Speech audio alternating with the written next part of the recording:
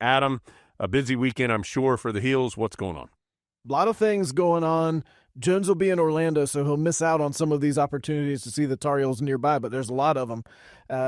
Patrick Anderson, cross country, is in Cary this weekend at the Adidas Cross Country Challenge. Men's tennis goes down to Columbia. They're in the Carolina Classic because South Carolina has to act like everyone calls them Carolina, when in reality, it's only in like the 30 miles around Columbia that anyone believes that. Look up Dabo's big speech about that. He knows. Respect you, Dabo. Field hockey's back at home against Cal. Cal coming across the country to play. And Stanford, right? They're doing Cal-Stanford double. On Sunday. Oh, I'm sorry. Not on the same day, Jones. Need to jump ahead. Sorry. The Cal match is Friday at 6 o'clock. And then volleyball also at home Friday night. Kansas State just stopping by Chapel Hill to play some volleyball. Volleyball in a stretch of 6 consecutive home matches. They won earlier this week against Appalachian State. Then they have Kansas State that Adam referenced. They have another home match on Sunday, which Adam will tell you about in a second. And then have a couple of ACC matches coming up in the near future as well. So great chance to see a good team, ranked team on the volleyball side, one of several ranked teams, but a ranked team on the volleyball side as they are continuing to have a good year. Women's golf is in Franklin, Tennessee, right outside of Nashville this weekend in the Mason Rudolph Championship. We've talked, and I know this isn't the first time we said this, and we've talked about this a lot over the last several years, how good a job Andrew DiPotetto has done with the men's golf team, getting them into national contention yearly here over the last 4 or 5 years. Amy Neff's done a good job with the women, too. They've been slowly building. She's getting that program closer to where she wants it. That's a team that's, I don't know. I don't think they're finished product yet, but they're getting closer. Men's and women's tennis have ITA All-American events this weekend. As we've discussed before, that event unfolds over several different weekends. And then men's soccer is at home on Saturday against the Pony Bros at 7 o'clock. It's your chance to see the Pony Bros in Chapel Hill. Yep.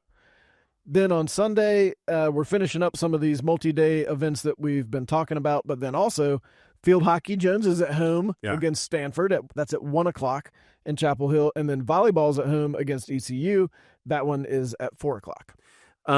Just one quick save the date. Adam and I saw former podcast Matt Jednak, the fencing coach, the other day, earlier this week. And he wanted to tell us, Coach Jednak's easy to hang out with and chat with, but part of what we were talking about was he wanted to put it on our radar and we want to put it on yours. It actually is kind of a really unique event. They're going to fence Duke in the Blue Zone, like in the building. So I think it's the 3rd floor. I think that's the Concourse Club. I think that's the right name for it, where they're clearing out. And if you've been, it's where the first pitch dinner is a lot. If you're a baseball fan, it's a huge space. And so they're clearing out all the tables and chairs and everything, and they're fencing at them. This is November 1st.